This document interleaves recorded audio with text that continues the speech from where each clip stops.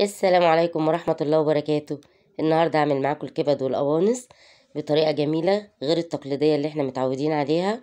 انا غسلت الكبد والقوانص كويس قوي ونقعتها في مية وخل وملح، وبعد كده شطفتها كويس وصفيتها.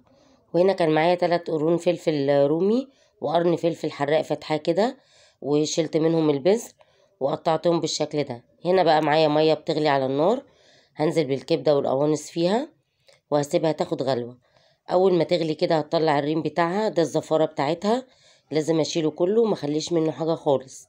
هيكون معايا بقى بصلاية مقطعاها كده 4/4، هنزل على الشوربة بيها، وكم ورقة لورا، و5 فصوص حبهان. مش هحط اي توابل، هسيبها بس تغلي وتستوي كده في الشوربة بالبصلة والحبهان واللوري. واول ما الكبد والقوانص تستوي هشيلها بقى من الشوربة وهصفيها. لو عجبكم الفيديو لايك وشير كتير واشتراك في قناتي مطبخ شامة حلو وحادق، وتفعيل زر الجرس عشان يوصلكم كل جديد مني. وما تنسونيش بتعليقاتكم الجميلة اللي دايما بتفرحني وبتدعمني. هنا كده انا طلعت الكبد والقوانص من الشوربة وهقطعها كده بالطريقة دي. لو انت حابة تبقى سليمة وما تقطعهاش سيبيها سليمة برضو عادي، هي مستوية وهتاخد التشويحة معاكي عادي خالص.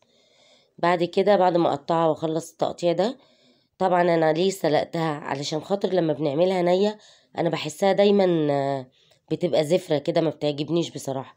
فانا الطريقة دي بتعجبني ولقيتها ما بتبقاش فيها ريحة زفارة خالص، وطريقتها جميلة وطعمها بيبقى جميل جدا.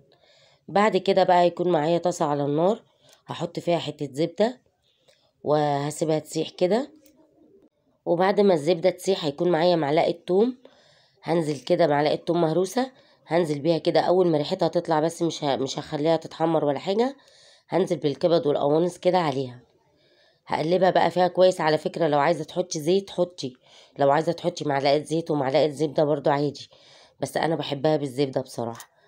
وبعد كده هنزل عليها بالتوابل، معلقة ملح، معلقة فلفل اسود، معلقة كمون، مش هحط حاجة تانية. اول ما تتشوح معايا كده هنزل بالفلفل اللي احنا كنا مقطعينه، هخليه يدبل كده مع الكبد والقوانص، وبعد كده هطفي عليه النار وبالهنا والشفا. وده الشكل النهائي. السلام عليكم ورحمة الله وبركاته.